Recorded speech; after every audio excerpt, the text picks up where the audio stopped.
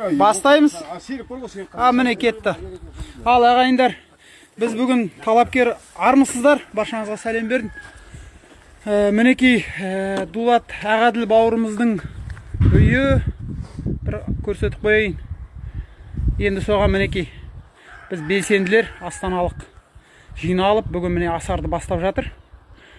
Енді мен осы асардың бас көзі болып жүріп, бас аяғынан жаңағы ұйымдастырып жүрген Ербол Есқожин құрдасым, сол жаңағы белсенді Дулат Ағаділдің досы. Осы жігіт бас көз болып жүр. Енді бір-екі ауыз өзің ойын айтсын. Армысыз қазақ елі. Ал Дулаттың ауылы, талапкер ауылы. Өзі бастап кеткен төрт қабырғасы өзінің шаңырағы. Астананың түбінде дейсіз. Астананың түбінде 20-25 км жерде. Ал жарты үйді бітіріп, жартысын қалдырып кеткен екен осында. Халықтың арқасында ақша бөлісіп, жаңағыдай осы 2 айдың 3 айдың ішінде 4 миллиондай ақша түсті. Баршаңызға рахмет, қолдау көрсеткендеріңізге. Ал енді бізге қазіргі мамандар осында түйе жабатын маман керек, түйесін жауып беретін кровля, кровля. Шеберлер керек қой, крыша жабатын сондай адам керек бізге.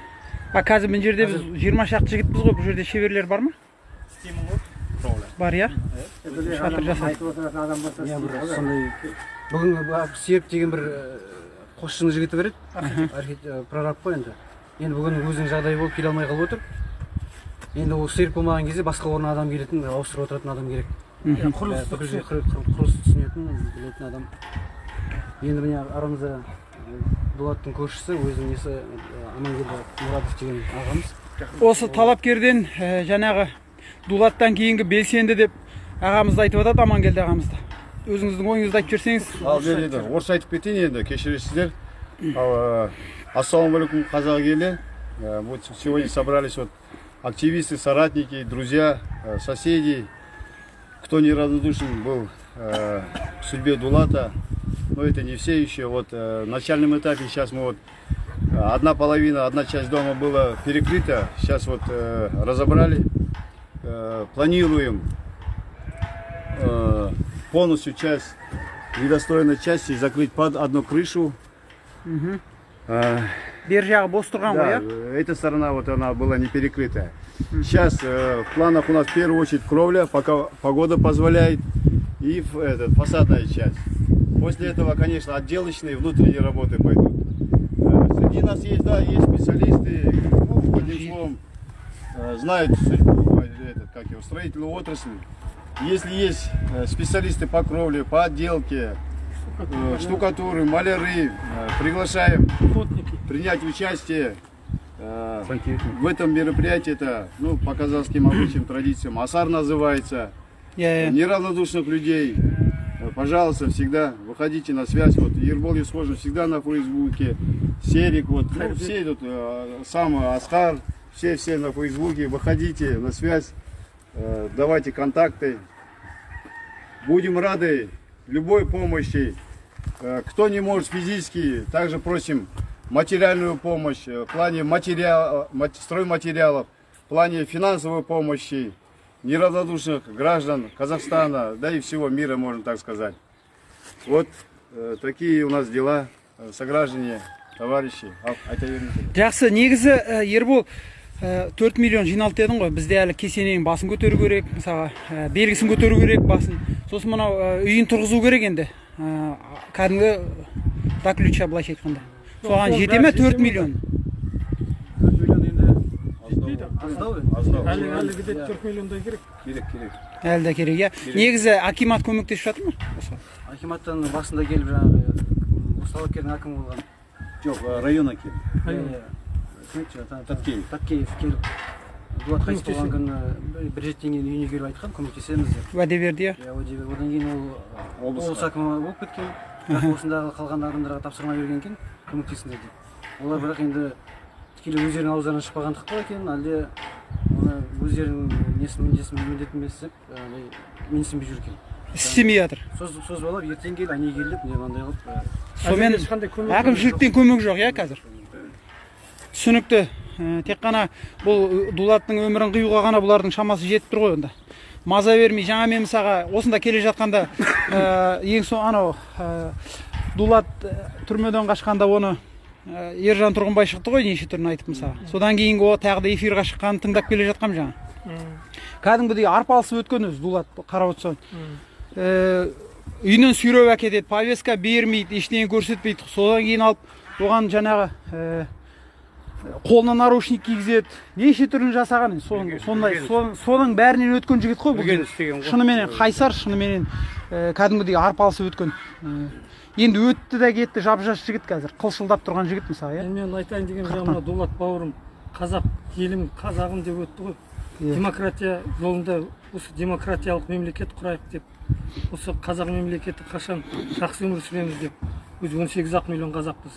Сол 18 миллион қазақ былай жақсы мынау Кувейттегідей қашан өмір сүреміз деп. Бізде мұнайдан басқа бүкіл таблица мен Кувейтте, например, Сауд Арабиясында мұнай ғана бар. А бізде мұнай мен газдан басқа бүкіл таблица Менделеева бар. Бүкіл байлық бар ғой біз. Жеріміз ондай құмайт емес, құнарлы жер. Соның бәрін мына демократия деген біздің қазақ, Американың өзі біздің Қазақстанда қазақ мемлекеті. Демократияның нағызы осы 19-20 ғасырға дейін болған демократия деген. Жетімін жылатпаған, жесірін жылатпаған, жетімін жоқтатпаған. Сондай халықпыз. Сондай халықты мына 30 жылда, соңғы 30 жылда аздырып жерді, рухани асып кеттік. Сондықтан мына Дулат марқұм өзінің құрбандыққа шалды. Осы қазақ ел үшін, қазақ мемлекет үшін. Жақсы, мына жерде енді 92-дей адам жиналыпты. Мен анау білейін деп едім. Бұл жерде шебер кім? Burada бәрі шебер. Енді мына шатырды бұзды ғой, ол шатырды қанша уақытта жабасыздар? Енді үйіне су кетеді ғой. Енді материалдарды бәрін көшіп жабуға болады. Мұскатка крышаны 10 күн. 10 күн үшін жабуға болады. 10 күн ішінде жабуға болады. Ең бастысы сол ғой, шатыр жабылса арманға кете береді. Шатырдың қазір армапойысын қою керек. Апалкасын салып, армапойысын қойып, одан кейін уже каркасын жинайсың ғой. Жақсы, мен қазір бір аралап шығайын. Бір айтатын ойларыңыз болса, қорытындылай беріңіздер, мен көрсетіп шығайын.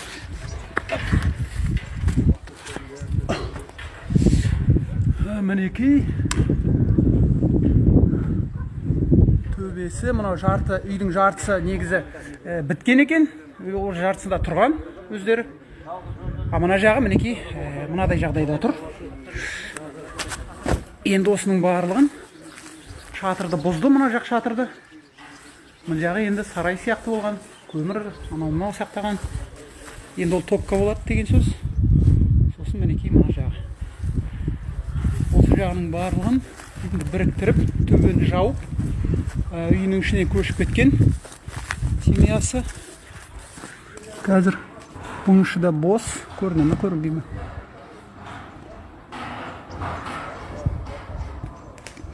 Осындай жағдайда осы ағайын асарға жігіттер жиналды. Бүгін 20 шақты жігіт жиналыпты. Мынадай.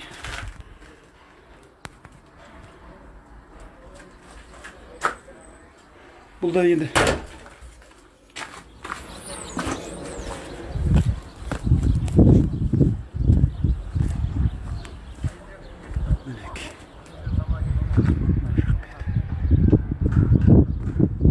біраз жұмыс керек болса. Бірақ енді нақтылап тұрып кірсе, қаражат бәрі жетіп тұрса, оны тез бітіріп тастауға болады. Қазір жігіттер шебер ғой. Құрылыс дегенде қазір біз үйреніп алдық қой. Мінекей үйдің қазіргі жағдайы. Мен қазір шатырға шығып та көрсетейін бір рет.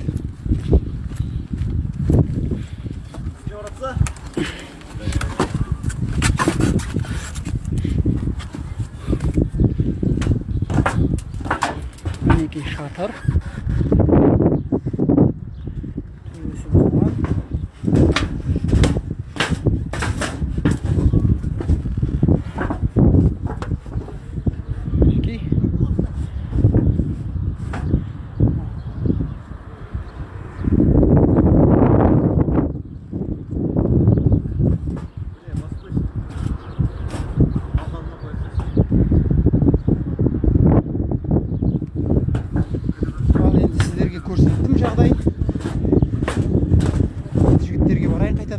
кішкене түсіп кетсем. Кетпейді. Дулаттың балалары.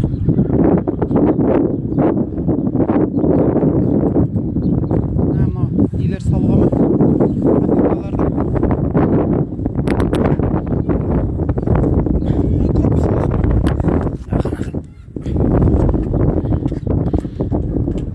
Қолымызда телефон.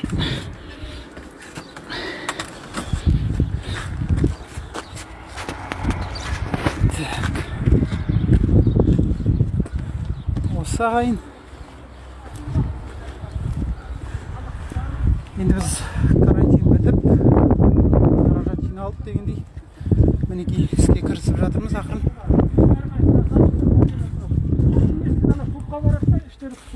Лесбиянка болып жатыр, ана жақта тегін тамақтандырып жатыр. Не деп жатыр бұл жақта? Тегін ас беріп жатыр жаңағы. Голубойлар мен лесбиянкалар. Ол темаларды қойыш. Қазір мына несін айтайық ағалар. Ренжімеңіздер. Тақырыпты басқа жаққа бұрмайық өзі мына жерден. Не керек бұған? Солардың бәрін айтсақ, Секе, бір ойларың бар ма айтып өтші. Армысыздар қазақ елі. Серік Асқаров. Мына Дулат Ағаділ бауырымыздың жаны жаннатта болсын деп. Мына осы Дулаттың көз тірісінде осы жерге біз жиналатынбыз. Үйге шақырып, Дулат осында келіңдер, үйде болайық. Қай жақтан келсе де қонақтардың бәрін үйге шақыратын. Осы мына тірі кезінде Дулатқа айтқан сөзім бар еді. Бұл оппозицияның қара шаңырағы болады деп, алаштықтардың жаңа жолымен келатқан, ізін басқан ұрпақтың біріміз. Осында ел үшін, жер үшін жаныңды беріп атқанда, осы мына біздің өзіміздің жиналып отырған жеріміз деп, сол қара шаңырақтың міне қабырғасы көтерілген, енді қалған жұмыстарының бәрін атқаруымыз керек. Ол біздің мойнымызда. Дулаттың енді қыршын кеткені бәрімізді қайғыртады. Ендігі қол қусырып бос отыруға болмайды. Өзіміз тірі адам тіршілігін жасау керек. Осы қандай да бір қолдарыңыздан келетін істі, не болмаса материалдық жаңағы ақшалай болсын, қаржылай болсын, қандай бір көмек келеді, сол көмектеріңізді аямай, бір-бірімізге әр қазағым жалғызым деп осылай көмектесіп, осы мына Дулаттың балаларын, қалған артында қалған 6 баласын болашағына Дулаттың істей алмай кеткен барлық істерін өзіміз қолдан көтеруіміз керек деп ойлаймын. Дулат өзінің айтқан сөзі, қай қазақтан менің жаным артық деп, сол Дулат үшін жанымызды беруіміз керек бізде. Сол айтайын дегенім. Иә, Дулат енді дұрыс. Бұл Дулаттың енді ол өмірі қиылып кеткеннен кейін ол не үшін кетті? Ол ел үшін кетті. Сондықтан бұл жерде енді ел өзінің де бірлігін көрсету керек. Бұл енді бір символ, былайша айтқанда. Дулат бізде ол халықтың батыры. Ол өзінің жанын аямай, өмірін аямай, бала шағасының қызығын көрмей, осылай шырылдап жүріп, осы елім, азаттығым деп өтті. Кеше анау бір комментарий жазып қойыпты, мынау байғұс. Мына халық оянғанша және мынау кімдерден, белсенділерден обал болатын болды ғой деп енді. Шындығында халық оянбай ештеңе болмайды. Мінекей Дулатты көріп отырсыздар, тағы да Аманбике Хайролла, сосын Серік ағамыз бар. Марқұм өмірлері қиылып кетті. Ондай жағдайлар қайталанбау керек. Қайталанбауы бізге халыққа тікелей байланысты. Алдында бір мысалға бір кісі айтады, мысалы мен таксиде келе жатып, бір әйел адам. Баласы 9 жасар баласы композитор. Енді анау көзі ашық адамдар ғой біз, енді демек өздері. Сол кісінің өзі машинадан түсіп баратып айтады. Енді сіздер рисковать етіп, сіздер бізге егемендікті алып бересіздер ғой енді дейді. Сонда өзіне жауапкершілік алмай тұр. Енді ол өзіне жауапкершілік алмаса, әрқайсымыз. Мынау жұдырықтай ғана белсенділер, бұлар ертеңгі күні не істейді? Бұларды таптап тастайды мына билік. Біреудің қолымен от көсеуі келеді. Біреудің қолымен от көсеуге жақсы емес. Әркім өз қолымен көсеу керек отты. Дұрыс. Бірлік керек. Отан осы тұрған мына 5-6 адамға керек емес, бәрімізге керек. Бәріңде ұрпағың бар айналайын. Дұрыс айтасыз. Ертең өкініп өтесің. Біздің білмейміз қанша өміріміз қалды, бір Алла біледі. Бірақ ертеңгі ұрпаққа не бердің деп өкініп өтесіңдер. Осы бастан айтайын ағайын, бастарыңды көтеріңдер. Өкініште арманда кетесіңдер, шерменде кетесіңдер. Оянайық, Ояныңдар. Бізде мынау. Нұрлан бауырым. Ұйғырларға қараңыздар, ұйғырлардың күні не болып жатыр ана жақта.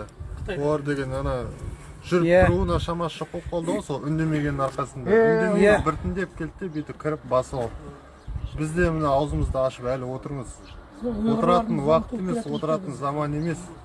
Енді болды, енді естеріңді жиып, етек жеңдеріңді жиып, бізде ел болу керек. Біз жан-жағымыз бүтіндеп, шекараның барлығын бүтіндеп, кіріп шығып жүргендер кімдер? Былай. Нағып біз 18 миллион қана халық бұл жерде өмір сүре алмай отыр. Нағып адамдар аштан жүр. не болып жатыр мына елде? Біздер бай елміз, бәрі бар, жер бар, тіпті деген дым жаңағы не болмайық, мұнайында басқасы болмаса да мына жер бар. Сол жердің өзі асырайды халықты. Дұрыс айтасыз. Жердің өзі асырайды. Астында айтпай-ақ қояйық ол жағын. Сондықтан да бастарында бүйтіп көтеріңдер кішкене. Көтеріп, сосын жан-жақтарына қараңдар, не болып жатыр. Ұрпақтың болашағы, өзіміздің елдің болашағы, қазақтың болашағы, қан тоқып кеткен бабаларымыз. Ұлттық болмысымызды ұмыттырып отыр ғой қазір. Қазақтың қазақ екенін ұмыттырып отыр қайттан. Сол мынау Ресей империясындағы жаңағы отаршылдық қайттан басталып десе де болады. Сол үшін қазақ берілмеуіміз керек. Өзімізді өзіміз таныта білуіміз керек. Мықты болуымыз керек. Біз мықты болған күні ғана бізге қарап бой түзейді барлық ұлтта. Сол үшін алдыңғы көшбасшылардың алдында болуымыз керек. Қай кезде де өзімізді өзіміз көрсете білуіміз керек. Ана көре алмаушылық, тағы да басқа бір болмайтын өсек аян әңгімелерді оның бәрін доғару керек. Қазір ер жігіттік өзінің намысының жаңағы жұмысын жасау керек. Әйел адам өзінің үйіндегі ұрпағын тәрбиелеу керек десе де болады. Сол ағайын. Қазір мысалға отырсыңдар, менің үйім бар, машинем бар, жайым бар, жұмысым бар деп. Ертең 52 завод кірсе, Қытайдың 52 заводы. 52 миллион Қытай кірді дей бер. Ол кезде үйіңнен қуып шығады, төсегіңнен қуып шығады. Жұмысың да алады, машинең да алады бәрі. Сол кезде далада қаңғып, талдың түбінде ит құсап қонасыңдар. Айтқаным айтқан, мен груб айтты демеңдер. Дұрыс айту керек. Дос жылатып айтады, дұшпан күлдіріп айтады. Осы ағайын. Иә, жан жаққа тарата отырыңыздар. Бұл жерде не болады? Септик болады ма? Септик. Ал, жақсы, демалыс бітті. Жұмыс. Мына жер қазып отқанымыз септик, канализацияның құбыр. Неге тұр? Желім жер. Бүгінгі жұмысымыз осыны қазып бітіру. 2-де 4. Тереңдігі метр 70-дей болады. Астынан есі су шығып. Кухня мына жерде болмасын? Кухня ортасында болады, мына жер залға орын бөлінген. Мына жер зал болады, иә? Ар жақ бұрынғы залы, мектеп бөлініп бөлмеге айналып кетеді. Мына жер кухня болады, иә? Мына жер зал. Сонда тұрбаны мынаған дейін созып әкелесің ғой, иә? Санузел қайда болады? Ортасы 13 метрден жүреді, мына жерге дейін 13 метрге жетеді. Ұзақ болып кетеді ғой. Болады дейді. Егер санузел туалет болса, туалеттен 13 метрмен ұзақ қой. Болады деп тұр ғой, 17 метр. Біреу айтады, менде 17 метрге жетеді. Жарайды. Бүгінгі жұмыс осы септик, тюбені жұмысын алып қайтсын жаңағы шипырға. Бұл енді бір этаж ғой, негізі? Бір этаж алды біткен, арты бітпеген там ғой, солай болып тұр ғой, қазақша айтқанда. Алдыңғы 3 бөлме біткен, арты бітпеген. Жақсы. Соны бітіре алмай кеткен ғой. Бұл жұмыс халықтың арқасын жүріп жатыр ағайын. Сіздерге асарлатып осы Ербол Есқожин жаңағы есеп шотын қойды. Сонымен жиналды 4 миллиондай. Сол ақшамен жүріп жатқан жұмыс. Әкімшілік әзірге ешқандай көмек көрсетіп жатқан жоқ екен. Алдындағы кім деді? Алдындағы адам? Не? Әкім? Таткеев деген облысқа.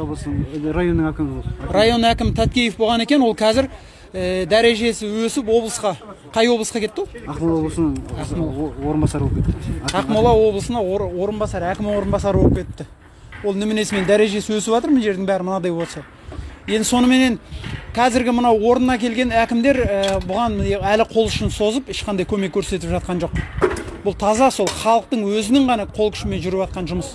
Мінекей адамдар үйлеріндегі шаруаларын тастап, істерін тастап, осы жерге келіп 20 шақты адам жүр. Мінекей осы енді күнде келіп көмектесіп, осы асарлатып, осы үйді бітіреміз деп отырмыз, белсенділер. Осы ағайын, қысқаша мен сөндірейін, тым ұзақ болып кетсе де дұрыс қарай қоймайды. Айтып жіберейінші. Айтып жіберейінші. Жалғыз Ербол деп ақша жинап жатқан несі подписчигі көп, Айжан Хамид деген Америкада тұратын қазір қарындасымыз. Соның үлесі ақшаның шөттерін бәрі дұрыстап кімде 30 мыңдай подписчигі бар Facebook парақшасында. Соның несінен тарқап, сол парақшасынан кетіп халықтың көп жасаққа содан. Жарайды, ондай. Әйтеуір сен шығардың ғой ең алдында. Сенікі жүрді ғой. Бер жақты ұйымдастырып жатқан сен ғой. Екеуміз келісіп, ол содан шығарып, Айжанға шығып, сол екеуміз келісіп шығарған. Жарайды, ондайды айтып қой. Соның арқасы, соғандар кімнің шотында бәрі. Ал енді есеп шоты шығарылады ғой бұған, иә? Өйткені жұмыс тоқтап қалады ғой. Аяғына дейін бармай қалады. Әкімшілік көмектеспесе бізге қаражат керек әлді. Қаражат қашанда керек болады. Оның бәрін есебі болады. Есебін береді. Басшы басында жүрген азаматтар бәрі. Бірде-бір тиын артық жұмсалмайды. Ешқандай уайымдамаңыздар. бәрін ниеттеп дулатқа осы міне осылай көмектесеміз десе қол ұшын беріп келіп те көмектесуге болады. Бір шамалы ғана болса да бірдемелерді көтеріп алтын уақыттарыңызды бөлсеңіздер бәрі бірігіп қана асардың арқасында бітеді бұл іс. Иә, дұрыс айтасыз. Ал жақсы ағайын, осы менен сөндірем. Алға қазақ. Иә, бірлікте болсақ қана енді осындай бір істерде бірлігімізді көрсетейік. Бұл енді әрбір ісіміз сол бір үлкен бірлікке келетін уақытқа деген бір тай алғашқы қадамдар деп қана білу керек деп ойлаймын. Жақсы, амандық болсын.